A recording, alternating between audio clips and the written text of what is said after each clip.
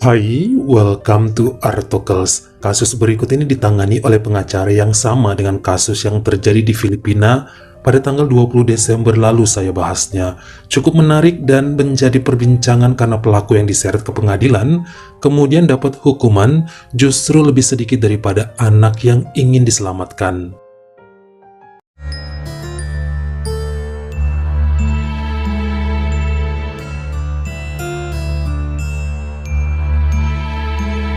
Kita menuju ke wilayah Iloilo yang berada di negara Filipina untuk berkenalan dengan seorang pria yang namanya mirip orang Indonesia, Budi Gapertan yang lahir tahun 88 dan menyukai dunia sulap sejak masih remaja. Dari dulu emang suka hal yang berbau magic. Daripada ambil ilmu hitam, mending sekalian yang bisa menghibur orang banyak. Sering diundang pada acara ulang tahun, hajatan nikah dan pentas seni di sekolah yang berhubungan dengan anak-anak biasanya. Budi sudah memiliki istri bernama Linda yang lebih tua 2 tahun dan bekerja sebagai staf administrasi kantor gubernur. Tahun 2012 dan 2014 kedua putra mereka lahir yang diberi nama Romeo dan Radat. Gak jauh dari kediaman Budi ada ayahnya bernama Ramilo Gapertan usia 59 yang bekerja sebagai teknisi mesin serta supir taksi online jika sedang memiliki waktu luang. Orangnya pekerja keras jadi gak mau diem di rumah aja walaupun ngejob teknisinya udah jarang panggilan. Dulu Pak Ramilo tinggal berdua sama putri bungsunya. Namun kemudian nikah dan pindah keluar kota di Leganes. Akhirnya tinggal dia sendirian. Namun gak pernah masalah karena lelaki itu pun jarang di rumah, narik taksi. Kalau weekend biasanya Budi yang datang menjenguk atau sebaliknya Pak Ramilo yang kesana sambil nengokin para cucunya. Sejak akhir tahun 2019, Pak Ramilo memiliki tukang cuci bernama Magda Bulatau usia 41 yang datang 3 kali dalam seminggu hanya untuk memberesin pakaian kotornya. Wanita itu nggak tinggal di sana. Kalau datang palingan cuma 2-4 jam aja, nyuci dan nyetrika karena Pak Ramilo nggak sanggup mengerjakan itu. Urusan makanan dia biasanya beli atau mampir ke warteg biar simple. Hanya urusan baju yang sulit diberesin. Hubungan bersama Magda semakin akrab, sebab janda anak 4 itu juga suka ngobrol dan berwawasan luas. Cocok sama Pak Ramilo yang senang bercerita banyak dari masa lalunya. Kelihatannya sih Magda mulai menyukai Ramilo hingga berani kirim SMS mesra yang menjurus ke arah hasrat-hasrat membara. Hal ini diceritakan sama Budi dan sang putra cuma bisa ketawa. Kalau emang bapaknya suka ya udah gas aja. Siapa tahu bisa menjadi teman hidup dan ngurus di hari tua.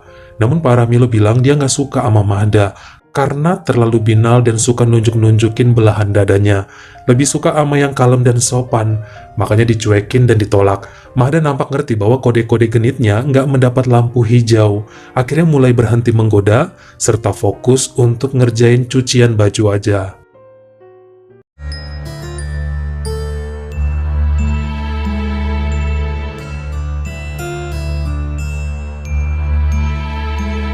Arnold Rambuyon merupakan pria berusia 25 yang aslinya dari Kakbang namun udah merantau ke Iloilo sejak usia 19 dan belajar ilmu sulap di agensi yang sama dengan Budi dulunya. Masih junior lah dan jam terbangnya dikit.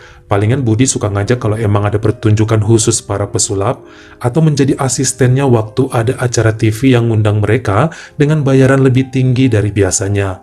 Arnold bermimpi besar ingin menjadi seorang magician yang terkenal, namun skillnya belum terlalu mumpuni dan untuk profesi seperti ini, kalau nggak bikin gebrakan dahsyat, ya susah untuk dapat nama, susah berkembang. Saat pandemi mulai menyerang di bulan Mei 2020, ternyata job mereka hampir nggak ada. Ini bikin Arnold mulai nggak bisa bayar uang kontrakan dan minta tolonglah sama Budi. Walaupun job Budi juga menipis, tapi kan istrinya pegawai negeri, jadi masih cukup keuangannya. Dia pun nolongin Arnold dengan menempatkan pemuda itu di rumah bapaknya. Kalau untuk makan masih aman lah, biar di situ dulu sampai kondisi membaik dan bisa dapet job sulap lagi seperti yang diinginkan. Pak Ramilo nggak keberatan, dia terima Arnold di rumahnya dengan gratis dan menjadi akrab dengan pemuda itu yang tampak juga nggak segan dalam membantu hal apapun dalam ngeberes-beresin rumah. Ini yang kemudian menjadi kecurigaan Pak Ramilo kalau melihat Arnold mulai akrab dengan tukang cucinya Magda. Yang biasanya perempuan itu datang 3 kali dalam seminggu, sekarang mah hampir tiap hari munculnya. Kalau Pak Ramilo pulang narik taksi jam 9 malam, pasti si Mahda masih ada di situ. Dan ini nggak pernah terjadi sebelumnya. Nggak pernah dia di sana ampe malam. Kayaknya sih ngejar si Arnold. Kasian juga soalnya pemuda itu nampak lugu, tampan, dan belum mengenal hal yang tercela. Berbanding terbalik dengan Mahda yang sanggup menggeliat di lantai seperti ular mengintip mangsa dengan pakaian seminim mungkin. Pasti Mahda udah lapar banget yang lihat si Arnold, makanya dipepet terus. Sementara pemuda itu segan mau nyuruh pergi karena dia pun numpang. Makanya pada bulan Agustus 2020, langsung aja Ramilo marah ke Mahda dan menyuruhnya berhenti kerja. Jangan datang lagi ke sana kalau cuma ingin memancing birahi, bukannya ngurus pakaian kotor. Terjadi pertengkaran hebat antara dua orang ini, sebab Mahda nggak terima dirinya disebut sebagai wanita nakal dan murahan. Bahkan saat dipecat, dia minta dibayar pesangonnya yang kemudian dikasih, ditambahin setengah dari gaji bulanannya asalkan pergi sesegera mungkin. 3 minggu kemudian, Mahda sempat datang ke rumah Budi dan berbicara pada Linda. Curhat sakit hatinya sering dihina Pak Ramilo. Bahkan udah mau sebulan resign, masih aja nerima SMS dari mantan majikannya yang bilang dia adalah wanita kotor dan bisa dipakai oleh siapapun. Dia tersinggung hingga minta Linda ngomong ya sama suami dan mertuanya agar berhenti berulah gitu. Linda bisa apa? Dia ngadu pada Budi yang kemudian ngajak ngomong ke Ramilo agar menghentikan segala SMS kasarnya yang menyakiti Mahda. Bisa dilaporin polisi entar malah berabe. Disinilah sang ayah kemudian cerita bahwa dia melakukan itu karena ternyata udah semingguan si Arnold menghilang dari rumahnya, dibawa kabur sama Mahda serta mengatakan mereka berdua akan menikah sesegera mungkin karena saling mencintai. Pak Ramilo yakin banget ini semua ulah Mahda, soalnya kan pemuda itu terlalu lugu untuk mau diajak kawin lari sama perempuan yang lebih tua 16 tahun dibanding usianya. Tentu aja Budi kaget dengan kabar tersebut karena kenal baik sama Arnold yang mengejar cita-cita ingin cari uang guna membahagiakan ibunya. Kayaknya agak aneh kalau tiba-tiba mau diajak kawin dalam kondisi ekonomi susah begini, apalagi sama janda anak 4. Apa nggak repot ngasih nafkah bocah sebanyak itu di usia yang masih sangat muda? Makanya Budi coba menghubungi Arnold untuk nanyain lebih lanjut tentang berita itu. Yang kemudian dijawab memang benar, Arnold mencintai Mahda dan bersiap untuk menikah dalam waktu dekat. Dia suka dengan keseksian dan juga goyangan perempuan tersebut yang katanya sih sudah menjadi impiannya sejak pertama kali bertemu. Budi pun nyerah kalau gitu, masalah hati dan cinta orang lain bukan urusannya. Akhirnya dibiarin aja. Dia juga ngomong ke bapaknya supaya lupain dan jangan ganggu Mahda serta Arnold lagi. Nanti bakal dicari tukang cuci baru untuk ngebantunya. Ternyata sulit juga bagi Pak Ramilo. Dia pun ngamuk karena ternyata punya hati sama Mahda walau sedikit. Bahkan kemudian jujur ya pada putranya, pernah berhubungan badan sama perempuan itu. Sekarang malahan Mahda kabur dengan pemuda yang pernah ditolongnya dan meninggalkan dia dalam kesendirian. Salah Pak Ramilo juga dulu nolak-nolak. Selama beberapa bulan setelahnya, cucian lelaki itu diantar ke rumah putranya karena di sana kan ada ART. Tapi kalau nggak sempet ya pakaian kotornya akan menumpuk di rumah seperti timbunan sampah. Sang menantu Linda yang kadang datang ke sana untuk memberesin rumah mertuanya, terkhusus saat Pak Ramilo sedang sakit. Sampai pada bulan September 2021, Linda membawa seorang gadis muda usia 24 tahun bernama Namia Guiral untuk menjadi tukang cuci di rumah Pak Ramilo lagi. Namun karena cewek itu aslinya dari luar kota di Abilai, makanya kemudian tinggalnya di rumah Pak Budi dan Linda. Dia naik sepeda seminggu 4 kali ke rumah Pak Ramilo untuk ngurus cucian. Awalnya sih niat mau tinggal di rumah Ramilo, tapi di sana kan cuma dia sendirian, takut tetangga mikir aneh-aneh kalau Namia satu atap berdua doang sama Pak Ramilo. Takut juga si bapak lepas kontrol, lalu masuk kamar Namia malam-malam. Gadis itu pun gak mau disuruh tinggal berdua aja. Jaraknya sekitar 5 km dia naik sepeda 4 kali seminggu, tapi tidak masalah. Kenyataannya Pak Ramilo beneran kesemsem sama Namia yang nampak lugu dan polos seperti nggak ngerti apa-apa mengenai lelaki. Kalau pas di kamar mandi atau sedang di kamar belakang nyetrika, lelaki tua itu suka ngintipin Namia yang katanya joget-joget sambil nungging, selfie sambil melet-melet lidah, dan juga ngangkang-ngangkang nggak jelas ngapain yang bikin penasaran. Sebulan setelah Namia bekerja, Ramilo cerita pada anaknya saat mereka berdua yang makan siang di luar, dengan mengatakan bahwa si Namia sepertinya mantan penari tanpa busana di klub-klub malam, karena apa yang dilakukan diam-diam kurang lebih emang nunjukin begitu. Awalnya Budi cuma ketawa karena aneh aja bapaknya ternyata suka ngintip Namia.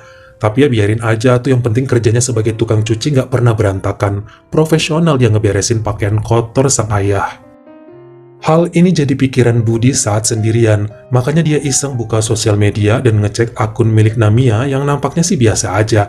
Ada beberapa foto di depan sebuah rumah dan selfie lainnya yang agak nakal namun masih wajar. Sampai kemudian dengan iseng Budi ngecek di Twitter beberapa akun nama yang sama dan menemukan ada banyak profil dengan nama Namia Guiral. Dia klik satu persatu dan wajahnya beda. Sampai di urutan selanjutnya ketemu juga akun sebuah klub malam dari Jepang yang nunjukin sosok Namia tukang cuci bapaknya. Ada beberapa foto di dalamnya. Ada yang Namia lagi minum bir, lagi diam aja dan lagi menari pada sebuah tiang sambil dipegang-pegang pengunjung pria dalam keramaian. Tanggal-tanggal foto tertera semua terjadi sebelum pandemi. Budi cukup kaget namun dia masih berpikir positif bahwa bisa aja sekarang gadis itu udah tobat dan ingin jadi pribadi lebih baik saat ini. Dari hasil penemuan tersebut ternyata cara pandang Budi terhadap Namia menjadi berubah saat gadis itu ada di rumahnya. Tadinya biasa aja, kok sekarang kebayang-bayang foto Namia saat di tiang klub malam dengan sangat mempesona. Sementara sang istri, Linda udah tua, gemuk, nggak ada daya tariknya lagi dan males berdandan, gajinya doang yang besar. Budi jadi sering gelisah saat ketemu Namia di rumah karena hasratnya tiba-tiba naik kalau disenyumin sama gadis itu. Kalau berpapasan di dapur atau di teras rumah, langsung gelorannya menggelegak tidak tertahankan. Bikin kepala pusing dan pikiran traveling kemana-mana. Yang ada ujung-ujungnya, Budi cuma bisa lari ke kamar mandi sendirian, meredakan nafsu setelah bertemu Namia. Ini terjadi terus selama berminggu-minggu kemudian.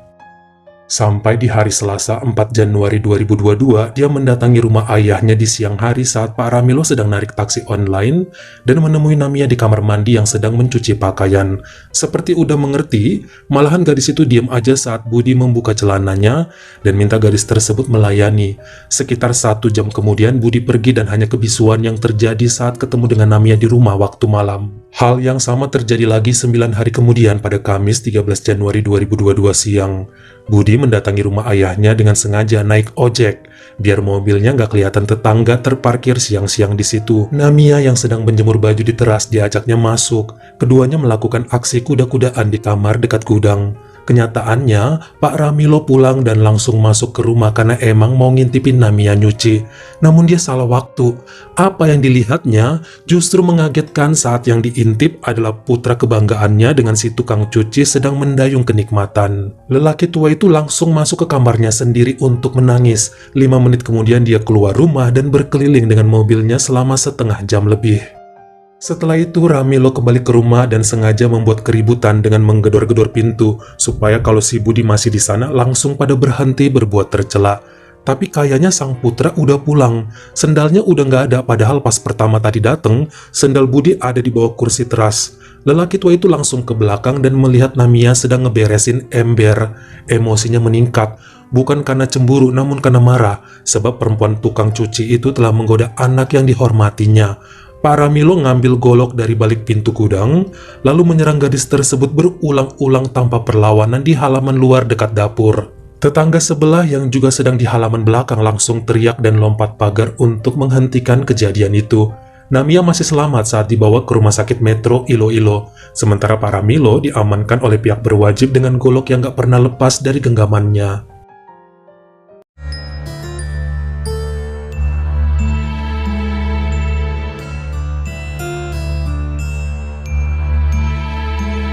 Budi dan istrinya cukup kaget dengan kejadian yang menimpa Pak Ramilo karena mengira hubungan lelaki itu dengan Namia cukup baik selama ini.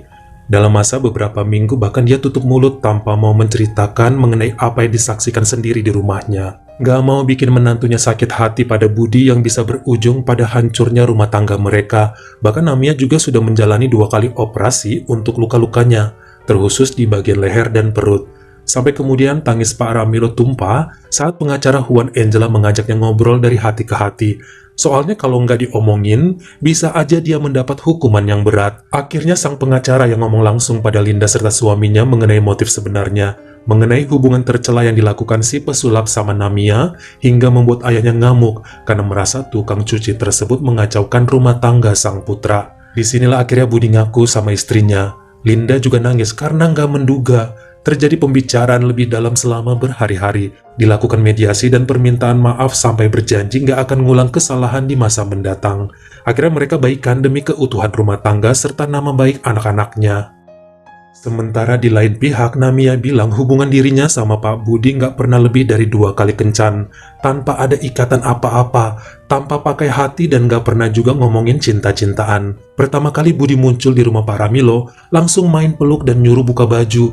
Mereka begituan 10 menitan, dan setelahnya Budi segera pergi tanpa ngomong apa-apa, nggak ngomong terima kasih atau basa-basi lain supaya tutup mulut. Kejadian yang kedua baru lebih lama mainnya, sekitar 20 menitan, tapi tetap aja tanpa omongan apa-apa. Setelah puas dan selesai langsung pergi si Budi, bahkan saat Namiya belum memakai bajunya kembali. Dingin banget pokoknya. Ternyata di kejadian kedua ini, Pak Ramilo sempat mengintip tanpa mau mengganggu, takut putranya malu ketangkep basah. Dia mendendam sama Namiya, walaupun nampaknya 100% ini kesalahan Budi sebagai pihak yang ngajak duluan, tetap aja bapaknya ngamuk ke gadis tersebut. Saat ditanya ke Namiya kenapa mau melayani, dia cuma bilang takut dipecat. Namiya butuh uang untuk menghidupi orang tuanya di kampung. Sampai pada hasil keputusannya berhari Selasa 14 Juni 2022, akhirnya Hakim di Pengadilan Tinggi Pusat Provinsi Iloilo menyatakan bahwa Pak Ramilo bersalah atas tuntutan tingkat 2, yakni penyerangan karena emosi, dianggap main hakim sendiri yang mengakibatkan orang lain terluka. Akhirnya lelaki berusia 60 tahun itu pun dijatuhi hukuman 3 tahun penjara. Setelahnya pihak keluarga dan sahabat Namiya menuntut Budi karena dianggap melakukan pelecehan serta sebagai sumber utama yang bikin bapaknya mengamuk. Lelaki berusia 34 tahun tersebut juga didemo oleh berbagai komunitas pembelaan wanita dan malah dapat vonis lebih berat. Di bulan Februari 2023, Budi terkena hukuman 5 tahun penjara atas apa yang dia perbuat terhadap Namiya serta dianggap sebagai dalang kemarahan ayahnya kemarin. Bagaimana menurut kamu? Apakah cocok malah hukuman Budi lebih berat karena memperlakukan Namiya seenaknya? Bapaknya yang melukai dengan golok lebih ringan vonisnya. Kalian komen di bawah. Kalau kamu suka sama video ini, jangan lupa klik like serta tombol share-nya. Buat yang baru pertama kali mampir, atau udah sering mampir tapi belum berlangganan, jangan lupa klik dulu tombol subscribe dan juga dinyalain notifikasinya, supaya lain kali kalau misalnya saya upload video baru, kamu jadi orang pertama yang tahu. Follow juga Instagram saya jika berkenan di Artokles S-nya 2, dan jangan lupa untuk nontonin semua video saya yang lainnya. Ingat ya, tetap jaga jari dan juga lidah kita, supaya nggak nyakitin hati orang lain. Terima kasih.